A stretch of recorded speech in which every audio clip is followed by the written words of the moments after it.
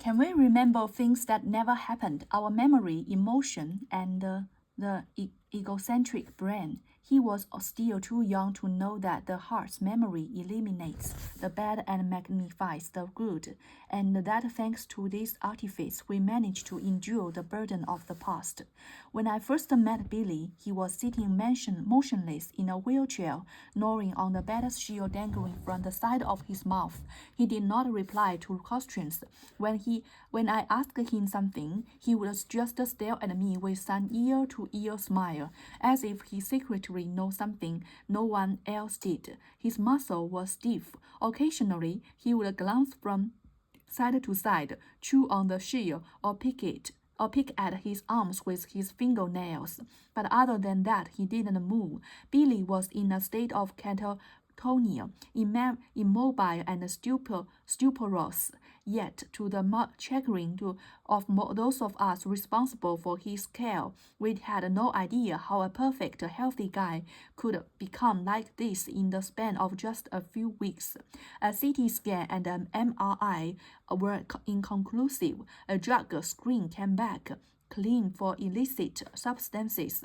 Blood tests were negative. Billy was a mystery. 2 weeks prior, Billy had gone to the emergency department of another hospital with wet shoes on the wrong feet, saying, "I need to talk about the brain damage." His family said that Billy had been completely normal in his whole entire life, with silk black hair, a winning smile, and a cocky, sarcastic edge to his humor. He had enough charm to fill any room and make friends easily. In his early 30s, Billy held a master's degree in chemistry and worked for years in a commercial laboratory. He was moving up in his career and had a steady girlfriend.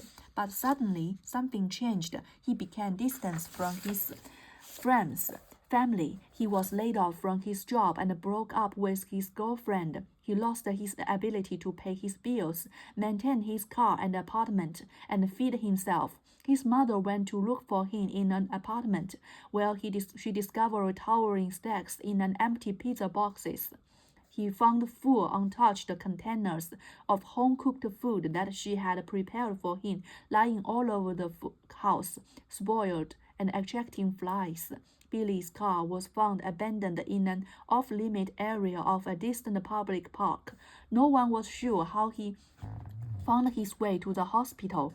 The answers could have come from Billy himself, but he was mute. After being transferred to our hospital, Billy began treatment with electroconvulsive therapy, which involved inducing 30-second long seizures by firing electrical pulses at his brain under several anesthesia.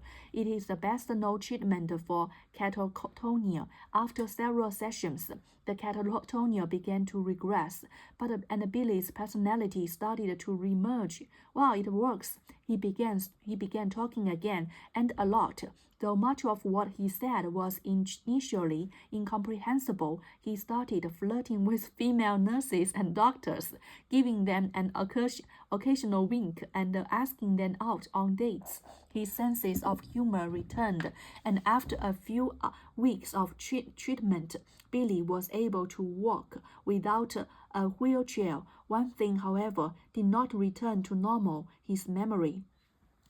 Billy could not remember basic information about himself or his past. He could not recall who the president was, who his doctor was, or even that he was in a hospital. Yet he always pretended he knew the right answers. He fabricated bogus replies and said them with confidence, repeating those same answers day after day. Each morning I would interview Billy, asking any all questions that come to my mind, as I tried to uncover clues that might hint at what caused his sudden transformation. So when your personality changed, so suddenly it is transformation. I would write down his answers so I could see how they evolve over time. Here are some snippets of conversations we had over the course of 2 weeks. Day 1. "Billy, can you tell me today's date?" Sure thing, it's February, but more specifically, do you know your name? Yeah, man, of course. What is it? I don't really think it's appropriate at this juncture, considering our current rapport with everything going on here, to reveal that information to you now, but hey man, I certainly appreciate the gesture on your part. If you play the cards right, you might just get what you are looking for. So Billy is don't trust the author. Do you know why you are here? So this is day 4. Do you know why you are here in the hospital? Yeah, because of my knee. What's wrong with your leg? It's been hurting me for weeks. That's why I got surgery on yesterday. You got surgery yesterday? Yes, it was a torn ligament. Surgery went well, though. You guys have been great at taking care of me. I can walk a lot better now. No wheelchair or anything. And my knee doesn't hurt anymore. Billy, I haven't seen notes from the surgeons in your record about that. Are you sure you had a surgery yesterday? Oh, yes. They wanted to keep it hush-hush. Nobody would think a guy like me would get knee surgery. Billy is a very happy boy. Billy didn't know the date. He didn't know where he was. He initially didn't even know his own name. He wouldn't admit to not knowing these things. Rather, he would trot out an endless list of excuses, as if to cover up his ignorance. Or more often, he would invent an answer and stick to it, no matter how often that answer was called in to question by the medical staff. But here's the real mysterious part. Billy wasn't lying. He wasn't intentionally misleading anyone or trying to cover himself. He truly believed every answer he gave. He was completely certain, for example, that he was recovering from knee surgery. He had memories of things that never happened. What happened to Billy's memory? To understand what went wrong with it helps to have a sense of how memory works. Okay, how memory works. Memory is a video capture of our past, a simple record of our life experience. However, video recordings emphasizes every aspect of a thing equally. They don't pick and choose, so memory is not equally. Make mistakes and change over time. Deep within the brain, in the hippocampus and neighboring regions, the memory machine churns.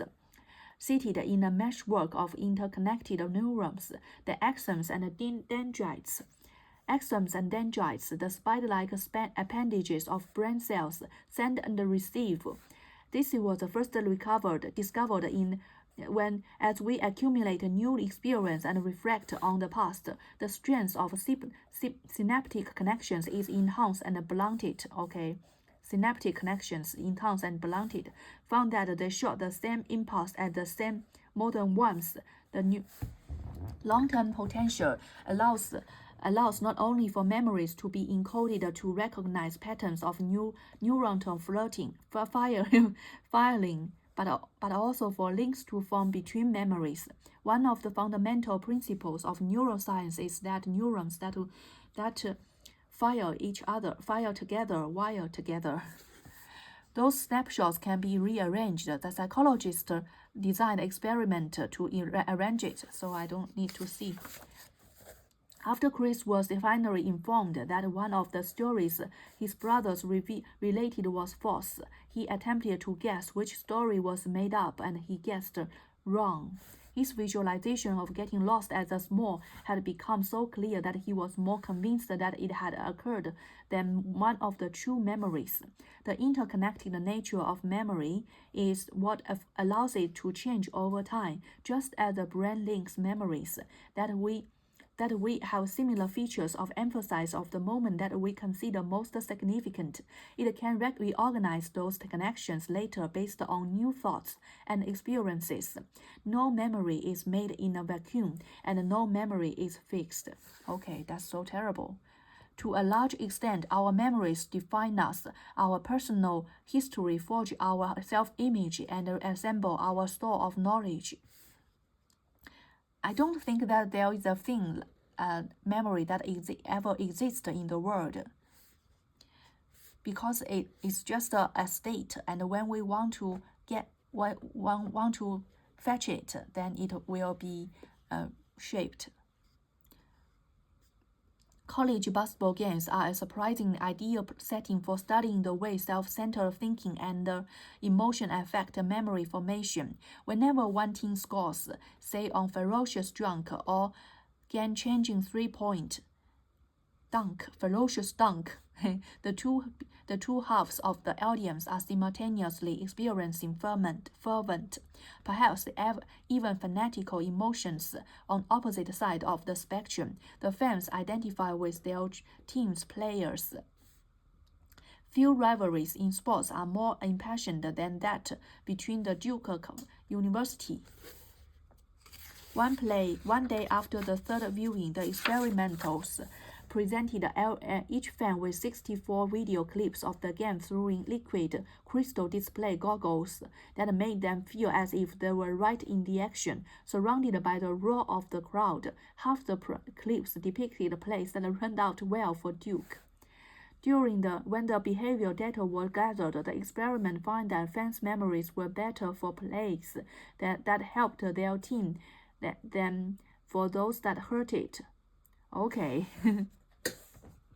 Why would a region of brain that specialized in self-referential thinking be involved in recalling memorial, emotional plays in a basketball game? It is because these fans are so invested in the performance of their team that they personally identify with the players. Okay. Though the basketball player may be the stars of the game, the fans are the stars of their own recollection. Why do we remember where we were on 9/11?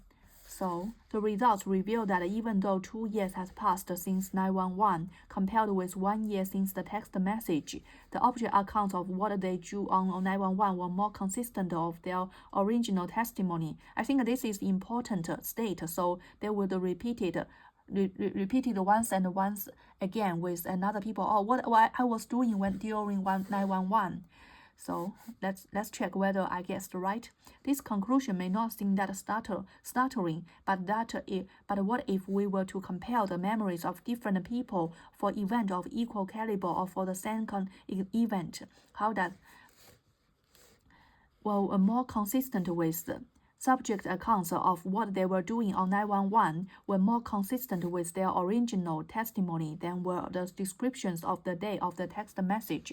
Though the accounts were not perfectly consistent, the participant recalling 9/11 remembered more details than the control group did, and those details better matched the original ones provided.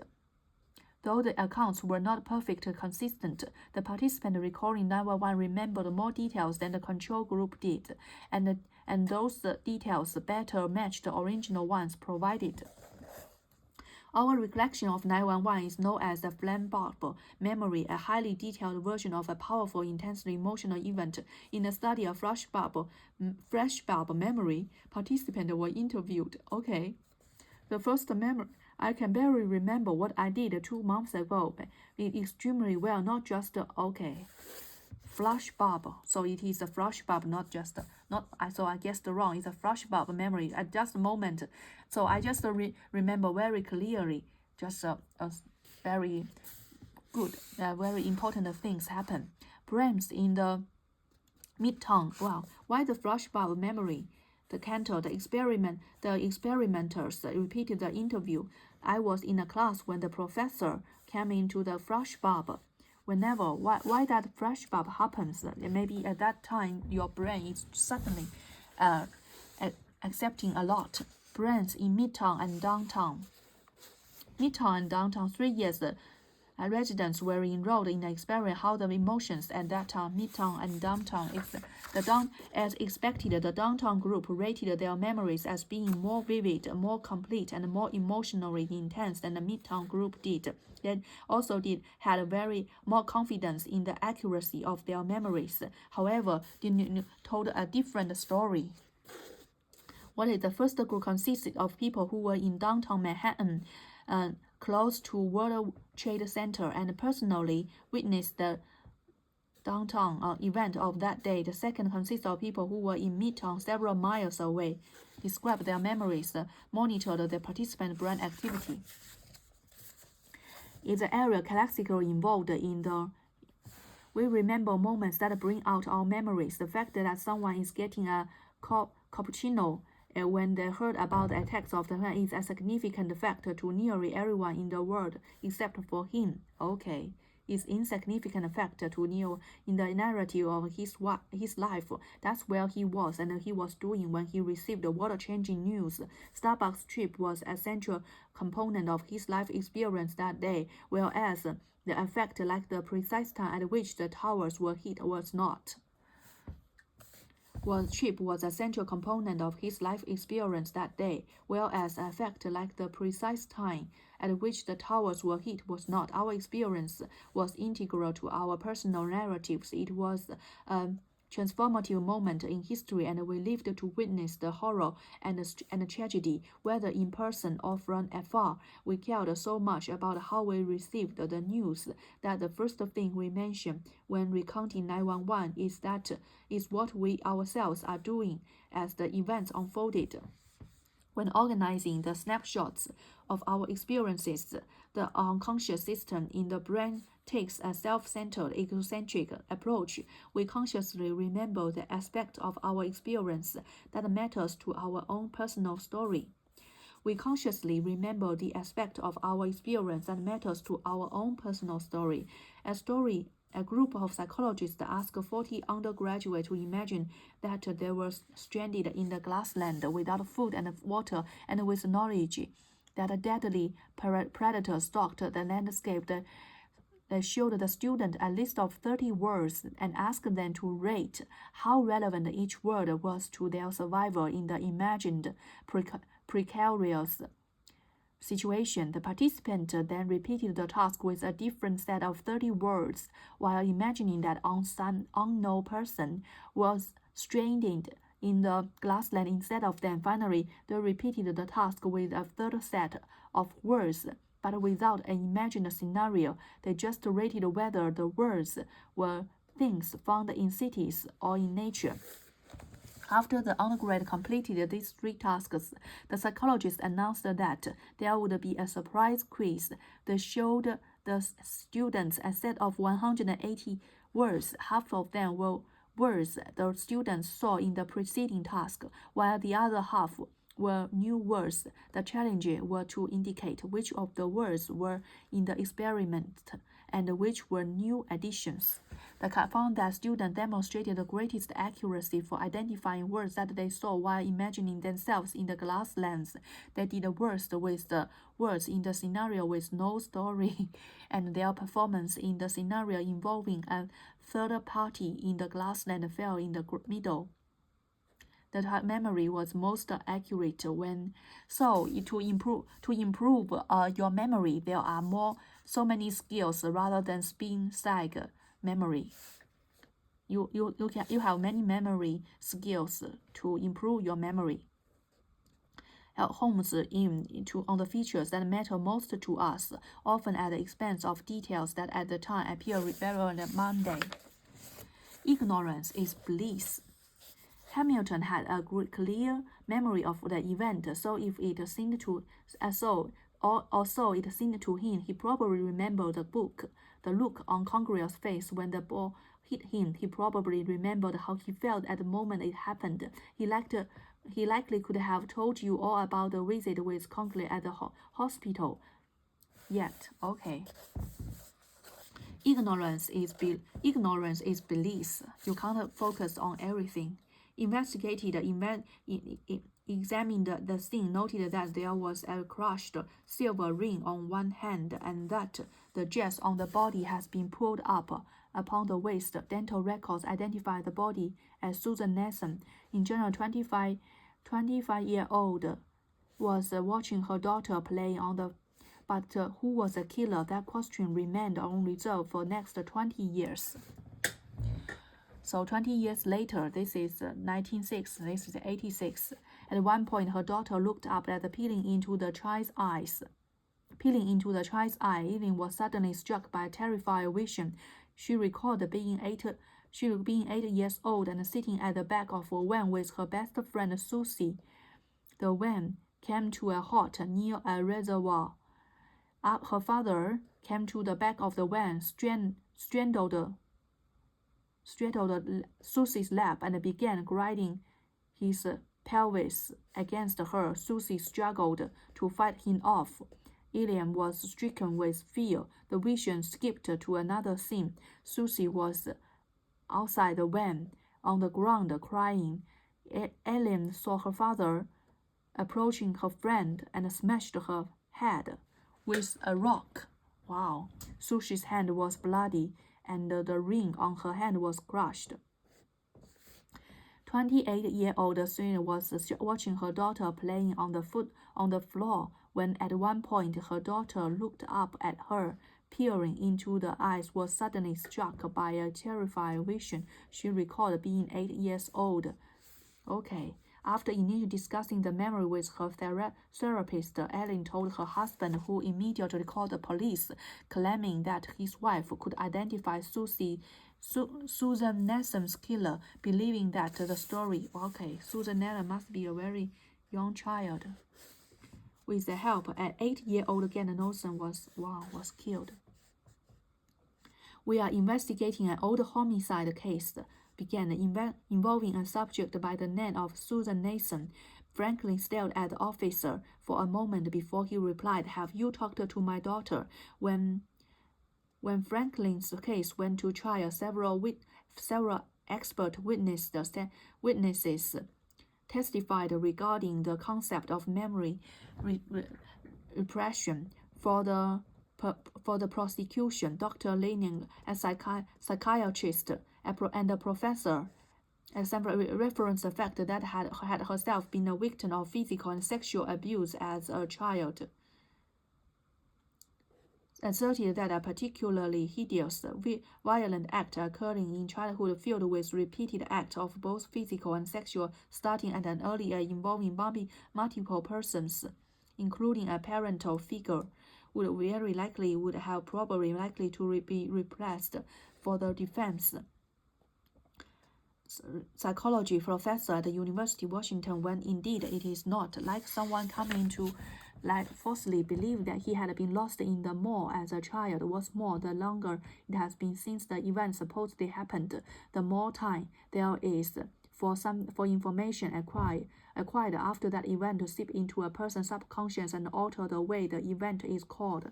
The defense argued that the details of Iliam's testimony were derived from a news report that he had seen around the time of the incident.